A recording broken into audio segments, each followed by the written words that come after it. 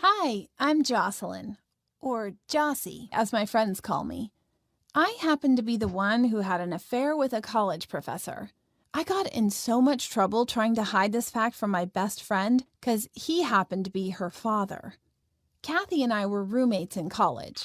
From the first conversation we had, I realized that we had so much in common that I immediately liked her. I guess if I had a sister, she'd be just like Kathy. Her dad, Mr. Paxton, also worked at the same college as a literature professor. So when the time came for me to pick up an elective course, I had no doubts about English literature. And here's where the story actually begins.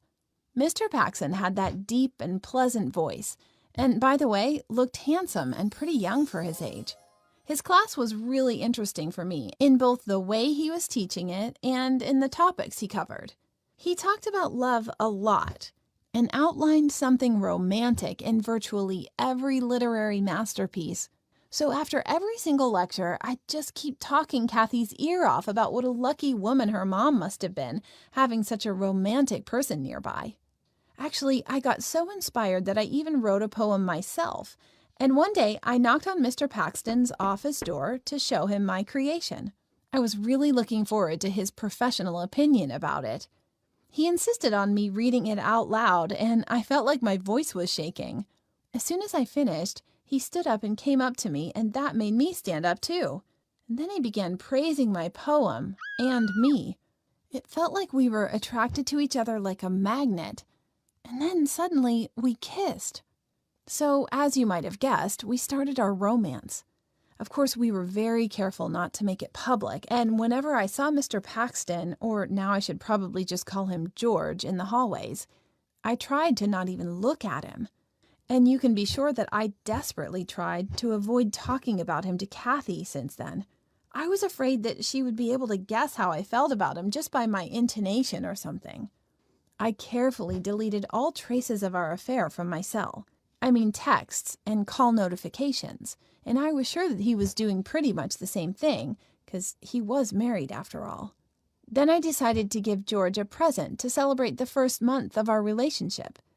I wanted it to be something meaningful and symbolic, and since everything between us started with my poem, I wrote another one, but this time I dedicated it to him and rhymed his name in there. I wanted to add as much romance and eroticism, by the way, to my gift as I could.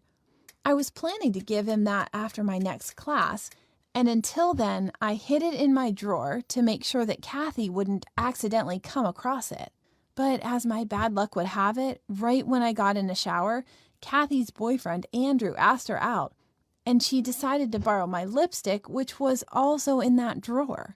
When I came back in our room and saw her holding that letter, I literally felt like everything inside me died for a second. Kathy looked at me questioningly, and I panicked. I knew I had to come up with some worthy lies to explain what exact George was mentioned in my poem. I suddenly recollected one guy from my course whose name was also George, and who happened to be a total nerd. You know, the one who wears glasses, tucks his shirt into his pants, and pulls them all the way to his waist. So I pretended that I was deeply in love with him, but at the same time, I was ashamed to tell Kathy about my feelings. I stood there frozen and awaiting Kathy's reaction to my words. She frowned a little, but then gave me back my poem, put on my lipstick, and hurried out on her date.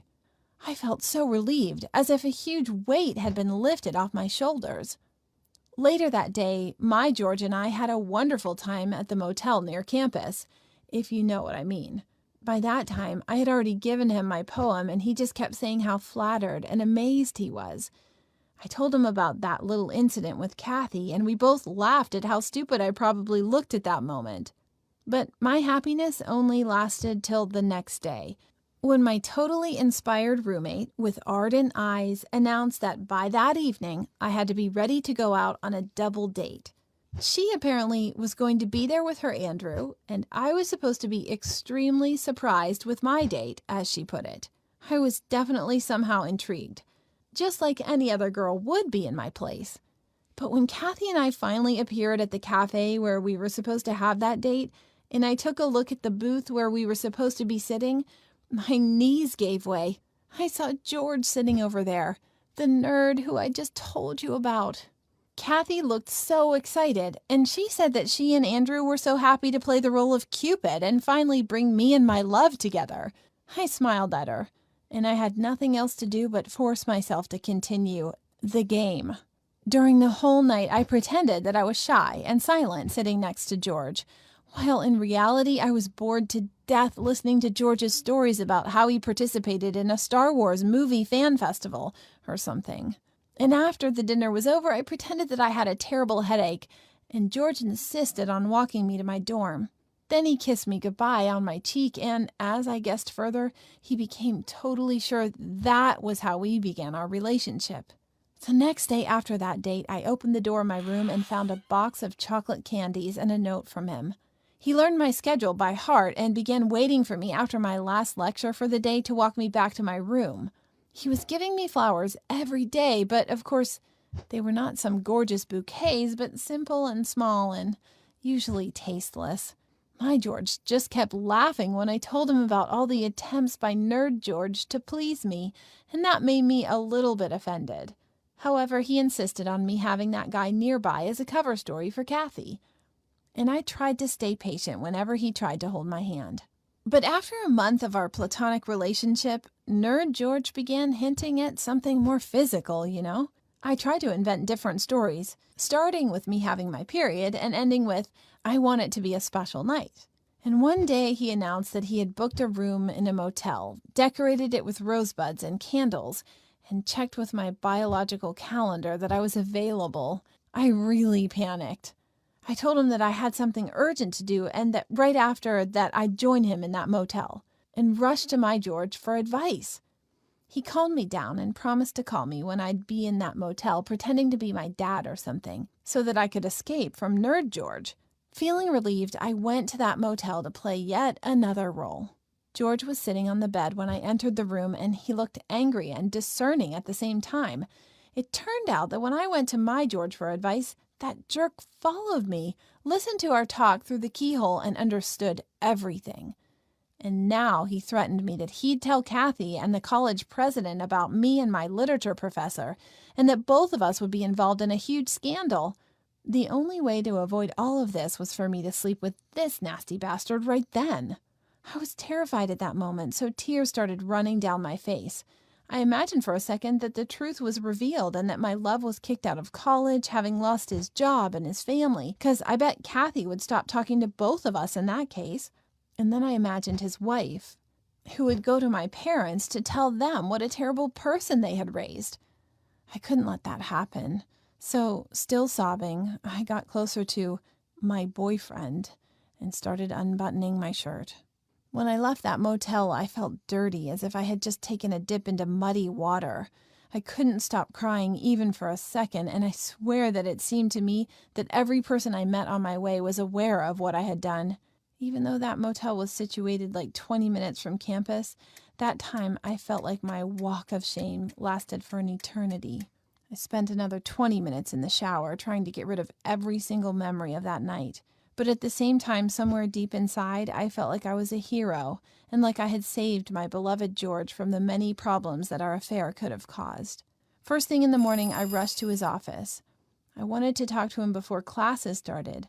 I just needed to tell him that there was nothing he should worry about and that stupid jerk wasn't going to hurt George's family or his career. I kept imagining that as soon as he heard that, he'd raise me in his arms and call me his savior.